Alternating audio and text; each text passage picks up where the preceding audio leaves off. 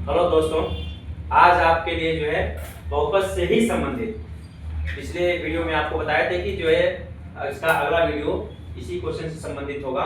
तो पिछले वीडियो के तहत जो भी है उससे संबंधित ये क्वेश्चन है। मैं इस वीडियो में लेकर के आया हूँ ये क्वेश्चन, महत्वपूर्ण क्वेश्चन कि यदि बहुपद f(x) - 5a + a के शून्य अल्फा तथा बीटा इस प्रकार है कि अल्फा माइनस बीटा बराबर 1 तो a का मान ज्ञात कीजिए। काफी महत्वपूर्ण क्वेश्चन है, 2 या 1 नंबर में आपका जो है बोर्ड एग्जाम में आ सकता है। तो आप ध्यान समझिएगा इस क्वेश्चन को।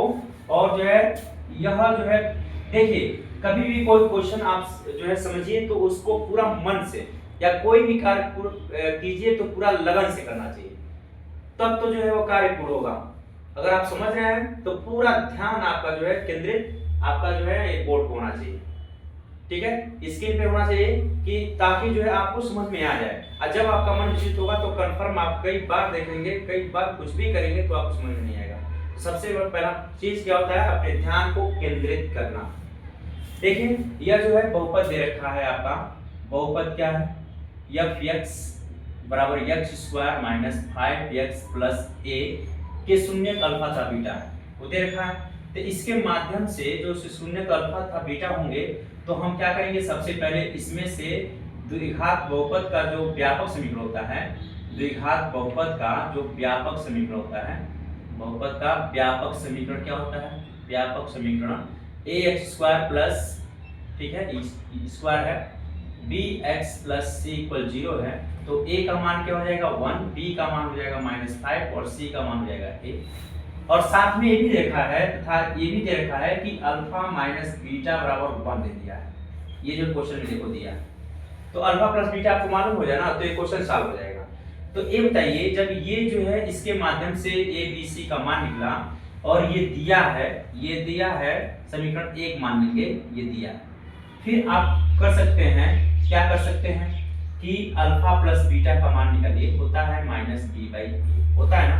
तो अल्फा प्लस बीटा बराबर आपका -b का इसमें देख लीजिए, -5/a का मान कितना है 1, यानी अल्फा प्लस बीटा बराबर हो जाएगा माइनस माइनस का होता है प्लस और आपका हो जाएगा 5। समीकरण इसको मान लीजिए तो आपका समीकरण 1 और एक समीकरण 2 मिला ना। इन दोनों समीकरणों को दो चर वाले रैखिक समीकरण से हल कर सकते हैं। क्योंकि दो चर वाले रैखिक समीकरण से अध्याय से पहले का ये क्वेश्चन है और आपको अगर हल्का फुल्का मालूम होगा, क्लास 8 में पढ़े होंगे, 9th में भी इसका प्रयोग हुआ होगा, 8th में तो ज्यादा प्रयोग है। तो ये छोटा क्वेश्चन मतलब विपद समीकरण, दो चर वाले रैखिक समीकरण से संबंधित आपको तो हल करने आता होगा, आता है ना।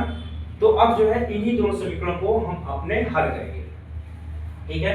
एक देखा समीकरण 2 और अल्फा माइनस बीटा बराबर दिया है समीकरण क्या 1, समीकरण इसको 1 मान। इन दोनों समीकरणों को क्या करेंगे, आप जानते हैं कि एक होता है विलोपन विधि। विलोपन विधि में आपको बताएंगे, यह अगले अध्याय में है क्योंकि आपको बता चुके हैं, लेकिन आप ऐसे क्वेश्चन क्लास 8 में पढ़ चुके हैं तो कन्फर्म ये समझ में आता होगा। तो इसमें क्या करेंगे, विलोपन विधि एक होता है, उसमें दोनों समीकरणों के यदि एक किसी दो चर रैखिक समीकरण वाले में, पहला तो दो चर रैखिक समीकरण होता क्या है कि उसमें क्या होते हैं, दो चर राशियां होती हैं और दो चर राशियों वाले रैखिक समीकरणों को जब एक साथ हल किया जाता है ना तो अब क्या होता है, युगपत समीकरण के नाम से जाना जाता है। तो इसमें दो पद क्या है, समान, चिन्ह विपरीत। तो जब चिन्ह विपरीत होते हैं तो उन दोनों समीकरणों को क्या कर लेते हैं, जोड़ लेते हैं। काफी रूल है, आपको दो चर रैखिक जब अध्याय पढ़ाएंगे तो उसमें आपको ये वीडियो में बताएंगे।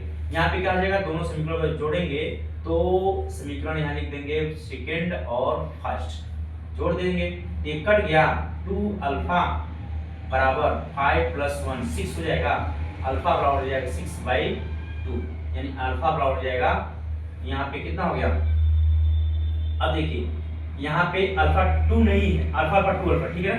तो अल्फा बराबर हो जाएगा 2 3 6, अल्फा बराबर 3 हो गया, अल्फा का मान कितना हुआ 3 हो गया।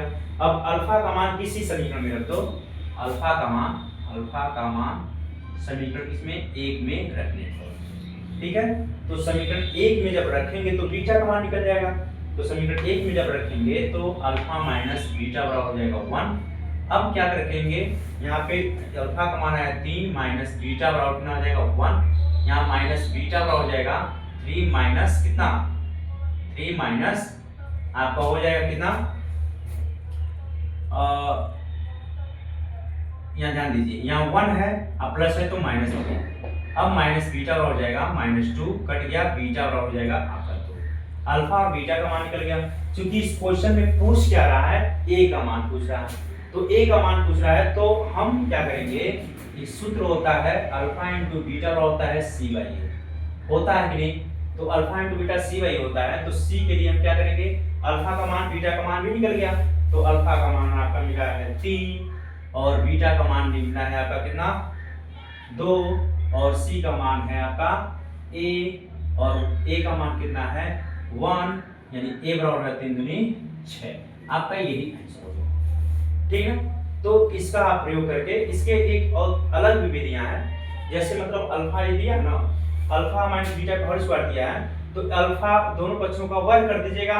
अब दोनों पक्षों का एक अन्य विधि को हम बता रहे हैं, इसके अलावा यदि समझ में आएगा तो एक और विधि आपको बता रहे हैं। अल्फा माइनस बीटा है ना, अल्फा माइनस बीटा बराबर दिया है 1, दोनों पक्षों का वर्ग कर दीजिएगा, तो अल्फा माइनस बीटा का होल स्क्वायर बराबर 1 का होल स्क्वायर हो जाएगा।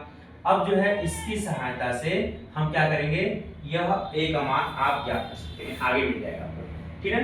तो इसको जानने की भी जरूरत है, नहीं भी जानने की जरूरत है, जो आपके सामने ये क्लियरिटी दिख रही है, इस क्लियरिटी को जो है आप अपने दिमाग में नोट कर लीजिए, और यह जो है परीक्षा में आए तो इसको जो है आप क्या करेंगे, हल कर लेंगे। इसकी शॉर्ट ले लीजिए और जो है अगले वीडियो में हम अगला क्वेश्चन आपको बता देंगे।